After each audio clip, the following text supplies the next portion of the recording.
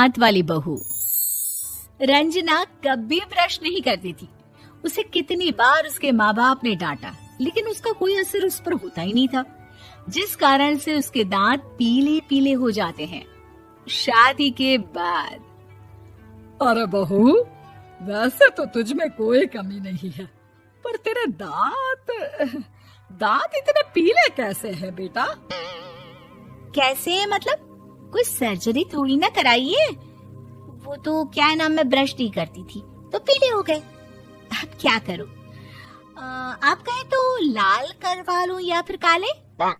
यार ये क्या है, क्यों माँ से लड़ रही हो? लड़ रही हूँ? अरे मैं लड़ रही हूँ या ये बोल रही है कि दांत पीले हैं, पीले। अरे तपस्या थोड़ी ना की है इन्हें पीले करने के लिए।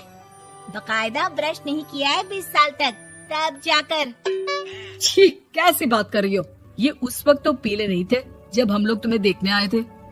अरे तब साफ करवा लिया होगा डेंटिस्ट के पास जाकर। अब देखो कैसे पीले पीले लग रहे हैं। रंजना सास की तरफ गुस्से से देखती है। फिर शुरू हो गई पीले पीले पीले। अरे पीले तो तब भी थे जब मेरे हाथ का रसगुल्ला उड़ा उड़ा कर खा रही थी और बोल रही थी, लड़की नहीं गुणों का खजाना दे रहे भाई साहब आप। खैर, अब वो लोग करते भी तो क्या करते, पीले दांत वाली बहू पल्ले पड़ी थी तो झेलना तो था ही। एक दिन कीर्तन में रंजना गाना गा रही थी। अरे कमला बहन, माँ का द्वार है, यहाँ तो सब शुद्ध होकर आते हैं, फिर अपनी बहू को ब्रश भी नहीं करवाती तुम। दूर से पीले पीले दांत भक्ति में बाधा उत्पन्न कर रहे हैं। अरे कोई 2 साल की बच्ची थोड़ी ना लेकर आई हूँ मैं बहू बनाकर। अच्छी खासी लड़की है, अरे कैसे करवाऊं ब्रश? ये तो उसे खुद करना चाहिए ना। अब माँ बाप तो इसके जैसे तैसे निपटा दिए, ये नहीं सोचा कि सास कैसे संभालेगी। सास बहू को लेकर घर आ जाती है, लेकिन सोच लेती है कि अब इसे लेकर कहीं नहीं जाएगी। अगले रोज बहू कहती है, अरे क्या हो गया, मंदिर नहीं जाना क्या? कीर्तन का वक्त हो रहा है। मेरी मधुर वाणी से कान्हा जी जागते हैं और सोते हैं। आप तो जानती है ना उनकी भक्ति में कितना मन लगता है मेरा।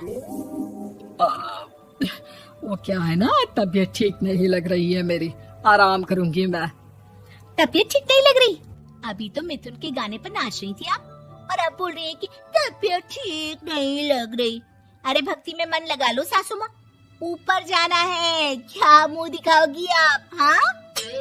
सास को बहू की बात पर गुस्सा आ जाता है। मैं क्या मुंह दिखाऊंगी, इसकी चिंता तो ना कर, समझी?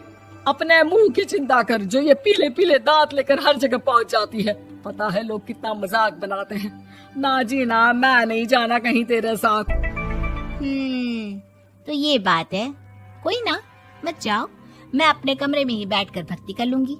ऊपर वाला दांत थोड़ी ना देखता है, मन देखता है, भावना देखता है। और अरे बस बस, तू सब कुछ दिखा, बस ये सफेद चमकदार दांत ना दिखाना किसी को, है? जा यहाँ से। बहू को सास की बात का कोई फर्क नहीं पड़ता, वो तो जैसी थी वैसी ही रह जाती है। सुबह नहाकर किचन में खाना बनाना, फिर खाना खाना, कीर्तन भजन करना और सो जाना। एक दिन, माँ जी मैं सहेली के घर जा रही हूँ, शाम को लेट आऊंगी। हाँ हाँ तो जाना, मैंने कौन सा तेरी आरती करनी है घर पर बैठकर। रंजना सहेली के घर जाती है, जहाँ वो पार्टी में जाने की तैयारी कर रही होती है। अरे शिखा, कहाँ जाने की तैयारी कर रही है? मैं गलत वक्त पर आ गई क्या?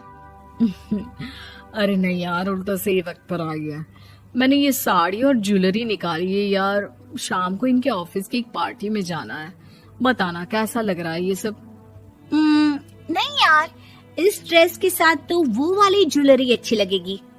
हाँ हाँ सही बोल रही है, मैंने ध्यान ही नहीं दिया। वैसे तो हमेशा से मस्त फैशन सेंस रखती है। तो बड़ा जाती होगी ना पति के साथ पार्टी में। रंजना कुछ नहीं बोलती, बस सोचती है कि यार काश ये बात सही हो जाती, पर मैं क्यों नहीं जाती पार्टी में? क्या इन लोगों की कोई पार्टी होती नहीं होगी? रंजना घर आती है और रात में पति से सवाल करती है, एक बात बताइए, आप मुझे किसी पार्टी में क्यों नहीं ले जाते? क्या आपके यहाँ ऑफिस में पार्टी नहीं होती? पति बेचारा क्या कहता कि दांत पीले हैं तुम्हारे इसलिए। अरे कोई पार्टी होती नहीं हम लोगों के ऑफिस में, तो कहाँ से लेकर जाऊं? और मार्केट, मॉल, कहीं वीकेंड घूमना, कहीं तो। अरे यार, सारे हफ्ते में एक छुट्टी मिलती है, तो सोचता हूँ कि आराम ही कर लूं। क्यों? रंजना मन मार के रह जाती है। पहले कभी सास के साथ मंदिर जाया करती थी, लेकिन वो भी सास ने ले जाना बंद कर दिया। घर बैठी बैठी रंजना बोर हो जाती है। तभी उसे आइडिया आता है और वो मायके जाने का सोचती है। सासू माँ, 2 दिनों के लिए मम्मी के घर जा रही हूँ। अच्छा अच्छा, ठीक है, आराम से जा। और हाँ, माँ से कुछ अच्छी आदत सीख कर आना कि कैसे शरीर के हर भाग की तरह दांतों की सफाई भी जरूरी होती है, समझी?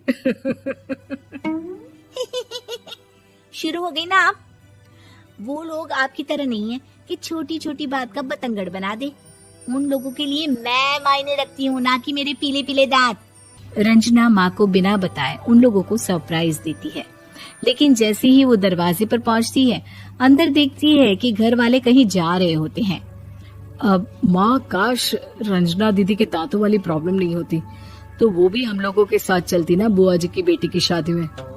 हाँ बेटा, लेकिन अब उसे कौन समझाए कि उसको उसके पीले दांत नहीं दिखते, लेकिन उसके आसपास के लोगों को कितना एम्बैरेसिंग फील कराते हैं।